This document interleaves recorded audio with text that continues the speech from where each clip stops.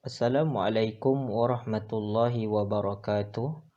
Hari ini saya ingin menyampaikan taklimat pelaksanaan MP-KAFA iaitu modul penilaian kelas Al-Quran dan Fardu Ain yang menggantikan peperiksaan UPKK tahun 2020 dan 2021. Kepada semua ibu dan ayah, murid-murid Sekolah Agama Taman Anggerik Tenggara, umum tahu bahawa peperiksaan UPKK tidak lagi diadakan secara bertulis dan telah ditukar kepada modul penilaian kelas Al-Quran dan Fardu Ain. Modul penilaian KAFA ini akan berlangsung bermula 15 November hingga 30 November 2021 dan jadual akan diedarkan melalui grup kelas masing-masing.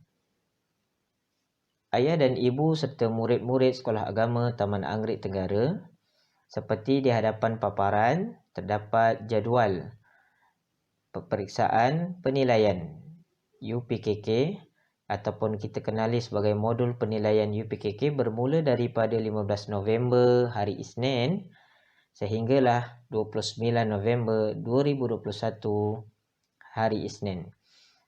Setiap mata pelajaran mengambil masa 2 hari untuk diselesaikan melalui kaedah penggiliran yang akan diterangkan sebentar nanti. Ada 5 mata pelajaran ataupun subjek yang akan dinilai daripada murid. Yang pertama adab pada 15 dan 16 November. Yang kedua ulum syari'iyah pada 17 dan 18 November. Kemudian pada minggu hadapannya pada 21 dan 22 November mata pelajaran sirah, 23 dan 24 November mata pelajaran jawi dan khat, dan pada minggu hadapannya sekali lagi pada 28 dan 29 November akan dijalankan peperiksaan ataupun penilaian Lughatul Quran dan semua sekali 5 subjek ini dijalankan secara lisan. Kaedah pelaksanaan modul penilaian KAFA kelas Al-Quran dan Fardu Ain.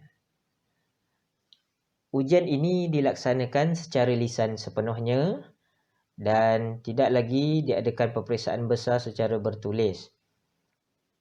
Ujian ini juga dijalankan secara bersemuka di negeri Johor, terutamanya di Sekolah Agama Taman Anggerik Tenggara, dan murid-murid sila pastikan hadir ikut masa dan hari yang akan dikeluarkan oleh guru kelas masing-masing, serta kita mohon tanggungjawab dan juga bantuan ibu dan ayah agar cakna dengan masa dan juga jadual yang diberikan.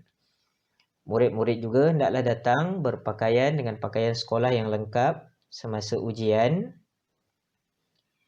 Murid juga tidak dibenarkan membawa telefon bimbit semasa hadir ke sekolah. Bagaimanapun, buku nota UPKK boleh dibawa.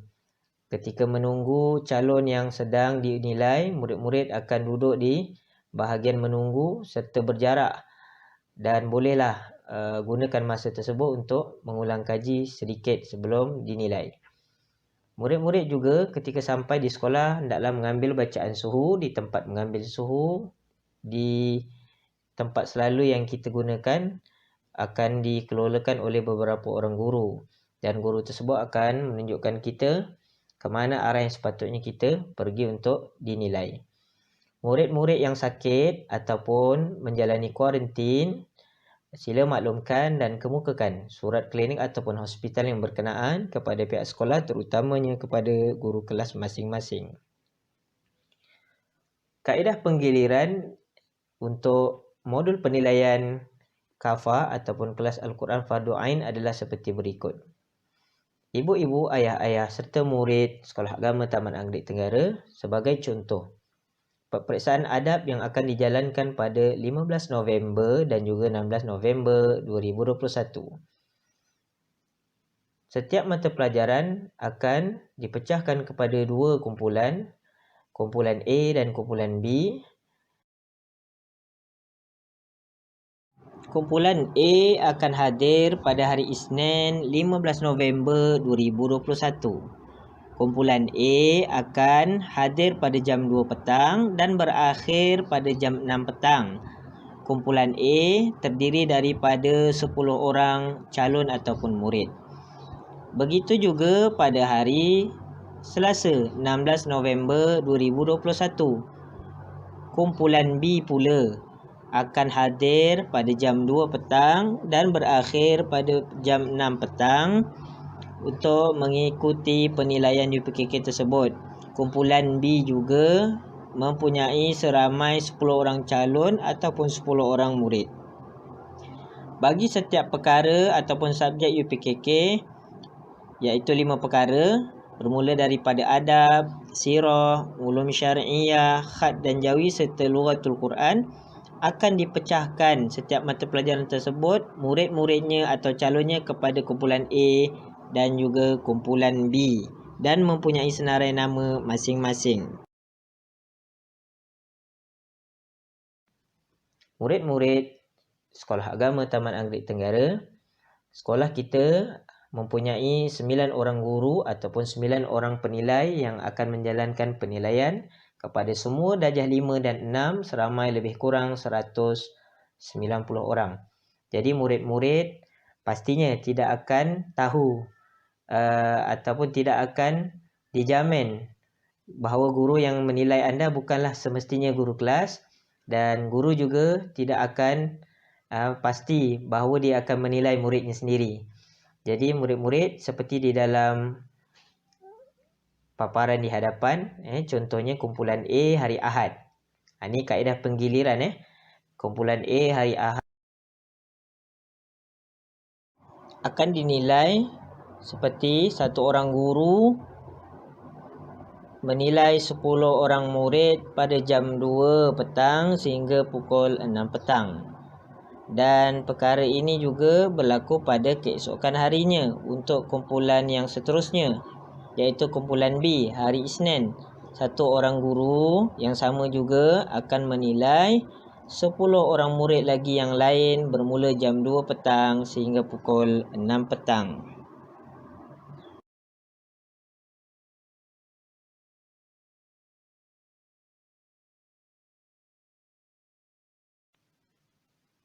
Murid-murid, ibu-ibu dan ayah Sekolah Agama Taman Anggerik Tenggara, ada 2 bahagian di dalam modul penilaian KAFA ini.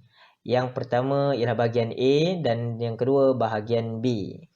Bahagian A membawa sebanyak 75% markah, manakala bahagian B membawa 25% markah. Bahagian A adalah penilaian lisan, iaitu penilaian lisan 5 subjek, subjek adab, subjek ulum syar'iyah, subjek sirah, subjek jawi dan khat serta subjek lughatul Quran yang akan berjalan bermula 15 hingga 30 November yang saya maklumkan sebentar tadi. Manakala bahagian B akan membawa 25% markah. Yang dinilai adalah penilaian kepada murid dengan 3 perkara yang akan dinilai, iaitu yang pertama, syahsiah akan membawa 5%, kehadiran ketika PDPR ataupun PDP sebelum ini yang ketika boleh naik sekolah pun dikira sebanyak 10%, dan yang ketiga, hasil kerja atau tugasan murid itu sendiri sebanyak 10%. Untuk syahsiah murid, misalnya kita akan nilai seorang murid itu dari segi menghormati gurunya, menghormati rakan, tingkah lakunya yang baik, tutur katanya yang sopan serta berpakaian yang sopan serta menutup aurat ketika sekolah ataupun PDPR. Manakala kehadiran ketika PDPR diambil kira dengan beberapa kriteria, contohnya mengikuti PDPR sepenuhnya dalam satu masa yang cikgu tetapkan. Kemudian murid tersebut fokus, menjawab pertanyaan guru, kehadirannya juga baik, dan juga kehadiran selalu hadir walaupun sama ada digunakan di dalam Google Meet ataupun offline secara WhatsApp ataupun Telegram.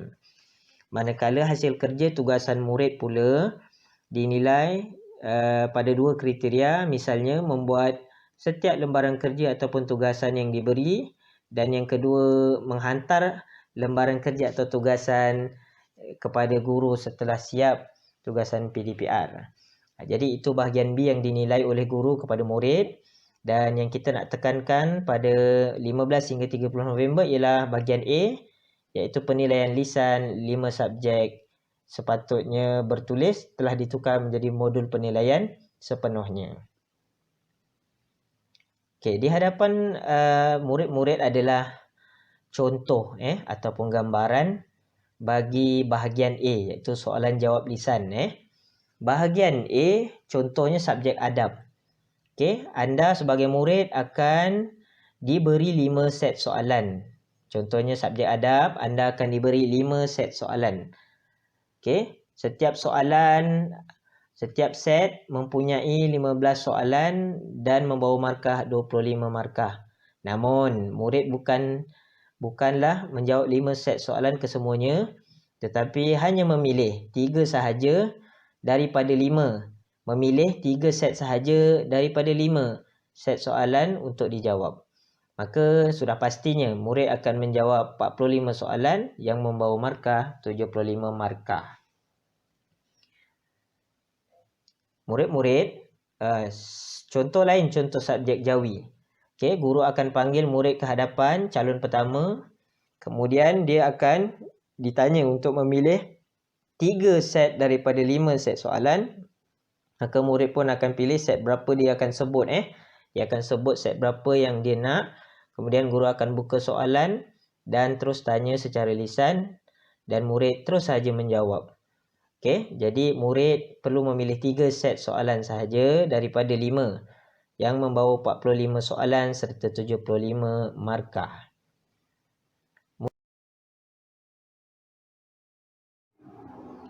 Gambaran yang ingin saya tunjukkan adalah seperti di hadapan, iaitu gambaran ketika penilaian sedang berlangsung. Guru akan duduk di meja hadapan sebagai penilai dan kemudian akan memanggil calon pertama bagi menjawab soalan lisan UPKK. Calon-calon yang lain akan duduk di bahagian belakang kelas sambil menghadap ke dinding belakang menunggu giliran masing-masing. Calon satu yang telah selesai menjawab penilaian boleh pulang ke rumah setelah selesai jika ada ibu atau ayah yang mengambil pulang. Manakala jika calon tersebut menaiki van, hendaklah dia menunggu di sekolah sehingga pukul jam 6 petang.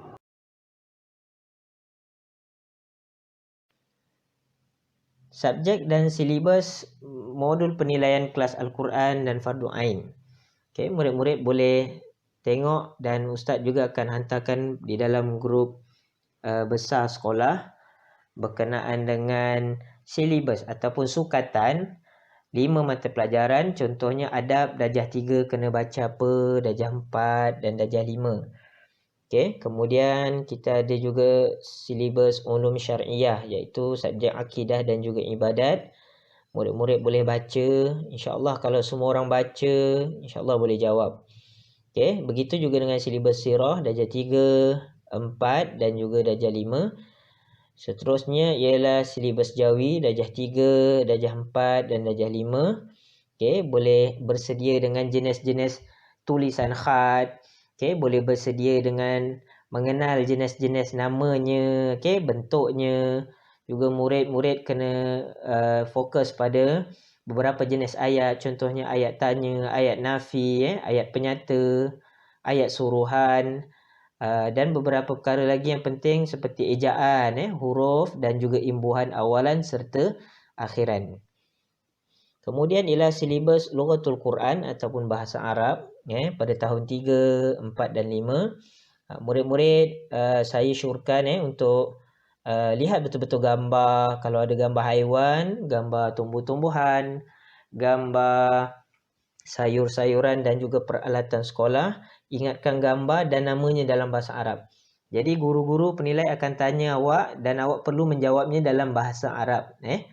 Andai kata ditanyakan suatu haiwan, maka jawapannya mestilah jawapannya dalam bahasa Arab. Jangan disebut dalam bahasa Melayu.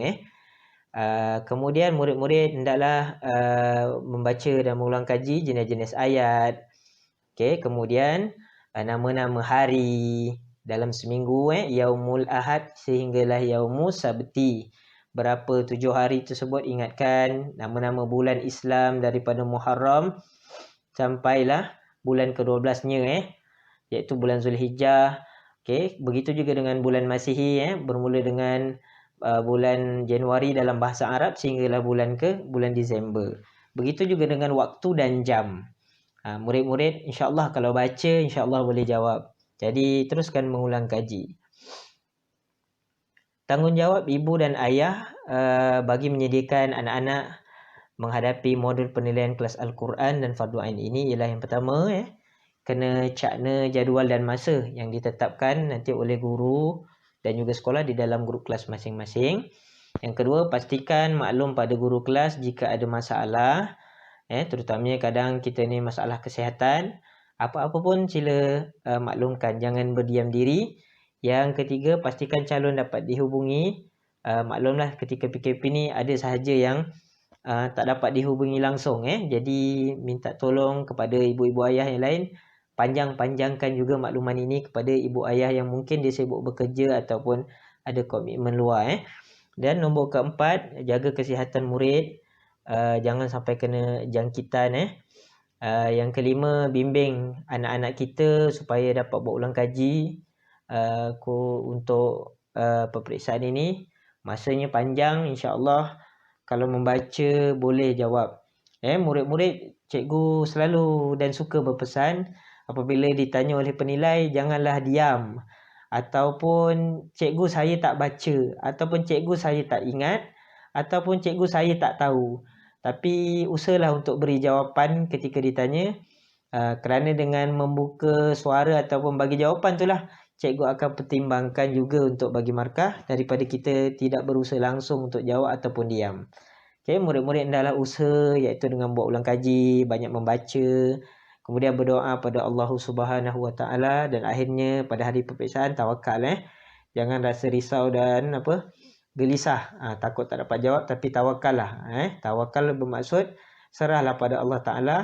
Dan yang ketujuh, elak risiko jangkitan. Okey, ketika 2 minggu peperiksaan ni, kalau boleh janganlah ke sana sini ke tempat yang berisiko tinggi. Dan nombor ke-8, akhir sekali saya ucapkan selamat menjawab soalan kepada semua murid Sekolah Agama Taman Anggerik Tenggara.